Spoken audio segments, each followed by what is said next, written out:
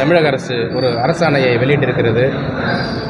இது சம்பந்தமாக ஏற்கனவே தியாகவள்ளி மற்றும் குடிகாடு வருவாய் கிராமங்களில் இருக்கக்கூடிய அனைத்து கிராமங்களிலும் கிராம கூட்டம் போட்டு அந்த கூட்டத்திலே ஒரு பிடி மண்ணை கூட நாம் அளிக்கக்கூடாது என தீர்மானம் நிறைவேற்றிருக்கிறார்கள்.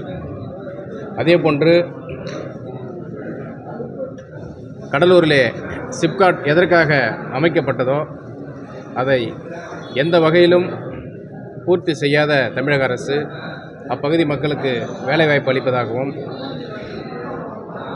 பொருளாதாரம் மேம்பாடு இருப்பதாகவும் அப்பகுதி வளர்ச்சி அடையும் என்ற பெயரிலே அமைக்கப்பட்ட சிப்காட் நிறுவனத்தால் அப்பகுதி முழுவதும் இன்றைக்கு சுற்றுப்புற சூழல் பாதிப்பால் மிகப்பெரிய பாதிப்பை அப்பகுதி மக்கள் சந்தித்து கொண்டிருக்கக்கூடிய நிலையிலே இன்றைக்கு 1000 ஏக்கர் நிலம் கையகப்படுத்தப் போவதாக அரசாணை வெளியிட்டிருப்பது என்பது வேடிக்கையாக இருக்கின்றது.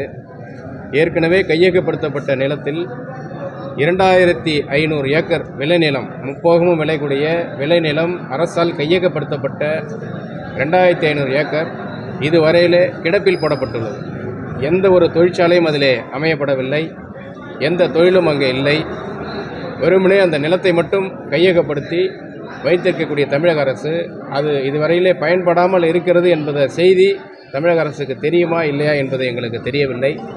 மேலும் நிலத்தை கையகப்படுத்த வேண்டும் என துடிப்பது என்பது எதற்காக என கேள்வியை இன்றைக்கு மக்களிடையே எழுப்பியுள்ள நிலையிலே மாவட்ட ஆட்சியரை இன்றைக்கு சந்தித்து அப்பகுதி கிராம மக்கள் சார்பாக தியாகவள்ளி மற்றும் குடியாடு வருவாய் கிராமத்தில் இருக்கக்கூடிய கிராம மக்கள் சார்பாக பாட்டாளி மக்கள் கட்சியின் சார்பில் மாவட்ட ஆட்சியருக்கு மனு அளித்திருக்கின்றோம். அம்மனுவிலே புதிதாக அரசு அறிவித்த அரசாணையை உடனடியாக திரும்ப பெற வேண்டும்.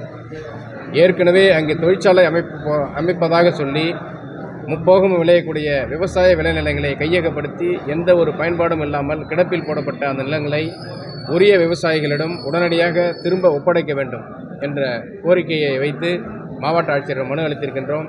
மாவட்ட ஆட்சியர் அவர்கள் ஓரிரு நாளிலே பரிசீலித்து மீண்டும் அனைவரையும் பேச்சுவார்த்தைக்கு அழைப்பதாக உறுதியளித்திருக்கிறார்கள்.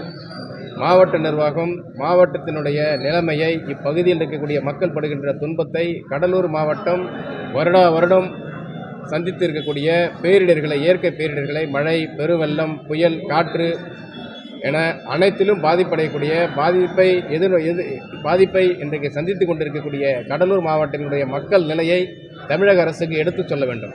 தமிழக அரசு சென்னையில் அமர்ந்து கொண்டு அங்கிருந்து பெரும் முதலாளிகள் சொல்கின்ற பேச்சை கேட்டு இங்கே அரசாணையை வெளியிட்டு மக்கள் நிலங்களை கையகப்படுத்த வேண்டும் என்று நீங்கள் துடித்தால் அதற்கான பதிலடியை மக்கள் நிச்சயமாக அளிப்போம்.